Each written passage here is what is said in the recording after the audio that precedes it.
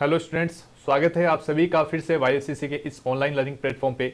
आज हम Rajasthan police SI के paper second GK and GS में मॉक टेस्ट 06 को सॉल्व करने जा रहे हैं। हमारा टॉपिक है आज का यूरोपीय कंपनियों का भारत में आगमन। यदि आप में से अभी तक भी किसी ने ये टेस्ट सॉल्व नहीं किया है तो पहले हमारे डिस्क्रिप्शन बॉक्स में जाके इसकी PDF को डाउनलोड कीजिए और उसके बाद में इस पेपर को सॉल्व करने के बाद इस सॉल्यूशन लेक्चर को आप अटेंड कीजिएगा। पहला क्वेश्चन आपकी स्क्रीन पर, वास्को डी गामा कालीकट पर किस वर्ष में आया था? 4 ऑप्शन आपके सामने हैं। 1350 AD में, 1498 AD में, 1530 AD में या 1612 AD में। जो इसका राइट ऑप्शन है वो है 1498 AD में। वास्को डी गामा भारत में पश्चिमी तट पर स्थित बंदरगाह कालीकट पर 20 मई 1498 को पहुंचा था और यहां पर उसने पहुंचकर भारत और यूरोप के मध्य जो है नए समुद्री मार्ग की जो है खोज भी की थी और यहां से जो पुर्तगाली और भारत के मध्य व्यापार के क्षेत्र में एक नए युग का शुभारंभ भी माना जाता है। उसके बाद पुर्तगालियों ने भारत में कालीकट, गोवा, दमनदीप एवं हुगली के बंदरगाहों में भी अपनी व्यापारिक कोठियां स्थापित की थी।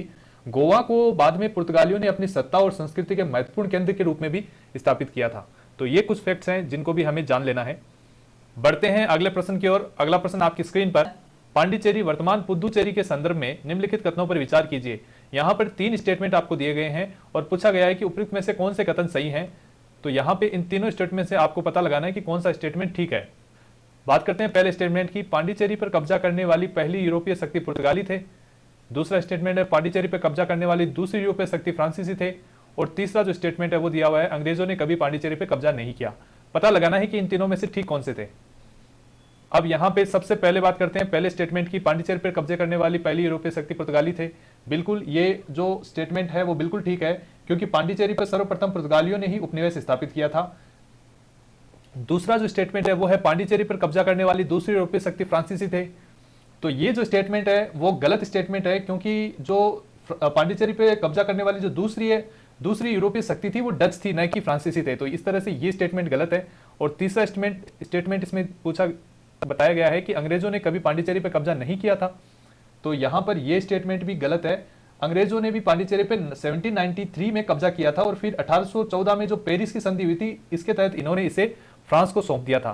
तो इन जो दिए गए स्टेटमेंट है इनमें से पहला ही स्टेटमेंट ठीक है, बाकी दूसरा और तीसरा दोनों ही स्टेटमेंट गलत है। तो अपना जो कूट दिया गया है उनमें से हमारा जो ऑप्शन ठीक हो जाएगा वो है ऑप्शन ए, जिसमें केवल एक जो स्टेटमेंट है वो ठीक है। अगला प्रश्न आपकी स्क्रीन पर, लंदन में ब्रिटिश ईस्ट इंडिया कंपनी के गठन के समय भारत का निम्नलिखित में से कौन बादशाह था? 4 ऑप्शन है, ए अकबर, बी जहांगीर, सी शाहजहां और डी औरंगजेब। तो इनमें से जो राइट ऑप्शन होगा वो होगा ए अकबर। चूंकि 1599 ईस्वी में कंपनी का जो है गठन होता है, तो इस रेस्पेक्ट में इस दौरान भारत का जो बादशाह था वो था अकबर और उसका टाइम पीरियड था 1556 से लेके 1605 ईस्वी का। तो इस तरह से इसका जो ऑप्शन है वो ठीक हो जाएगा, ए अकबर। बढ़ते हैं अगले प्रश्न की ओर। क्वेश्चन नंबर 4, भारत में 1613 ईस्वी में अंग्रेजों ने अपनी पहली फैक्ट्री या व्यापारिक कोठी कहां स्थापित की थी? 4 ऑप्शन आपके समक्ष हैं, ए गोवा, बी हुगली, सी आरकोट और डी सूरत। तो इसमें से जो ठीक ऑप्शन है वो है डी सूरत। कैप्टन विलियम हॉकिंस जो है सूरत में मुगल दरबार 1608 में पहुंचे थे, लेकिन सूरत में फैक्ट्री की स्थापना की अनुमति पाने में ये सफल नहीं हो सके थे।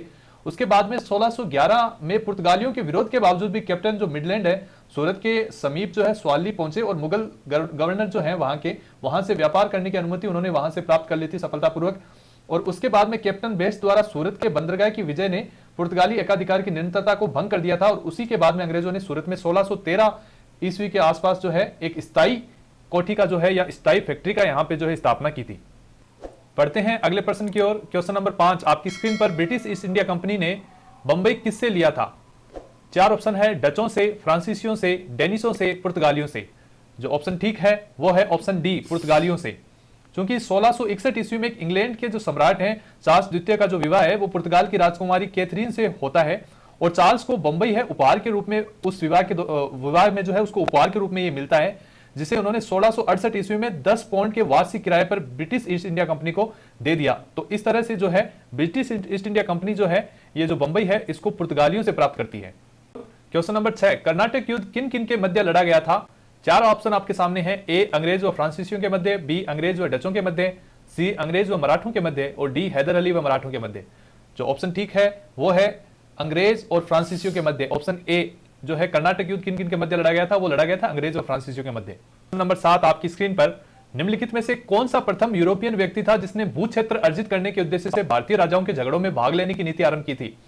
4 ऑप्शन है, Clive, Dupleix, Albuquerque, Warren Hastings. जो ठीक है ऑप्शन वो है डुप्ले। डुप्ले जो है वो फ्रांसीसी गवर्नर जनरल था जिसने ही पहली बार यूरोपीय सेना को भारतीय राजदरबारों में भारतीय व्यय पर नियुक्त करवाया और तथा उसी ने पहली बार यूरोपीय हितों के लिए भारतीय राजनीति में हस्तक्षेप भी किया था और भारत में यूरोपीय साम्राज्य की नींव डालने में भी इसका बड़ा योगदान रहा है। तो इस तरह से यह पहला व्यक्ति था, उसका नाम था डुप्ले, जो फ्रांसीसी गवर्नर जनरल था। अगला प्रश्न आपकी स्क्रीन पर, भारत में फ्रांसीसियों ने अपना सबसे पहला कारखाना निम्नलिखित स्थानों में से कहां लगाया था?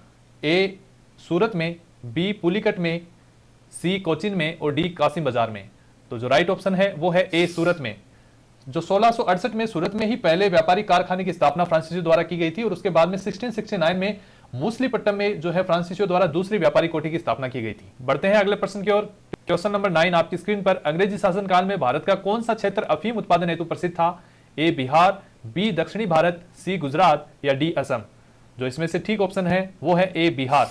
बिहार जो है अंग्रेजी शासनकाल में बिहार है वो अफीम की खेती के लिए प्रसिद्ध था। इसके अलावा जो है सोरे के लिए भी जो है बिहार प्रसिद्ध क्षेत्र था। बढ़ते हैं हमारी टेस्ट सीरीज के अंतिम प्रश्न की ओर। क्वेश्चन नंबर 10, निम्नलिखित यूरोपियों में से कौन सा एक स्वतंत्रता पूर्व भारत में व्यापारी के रूप में सबसे अंत में आए थे?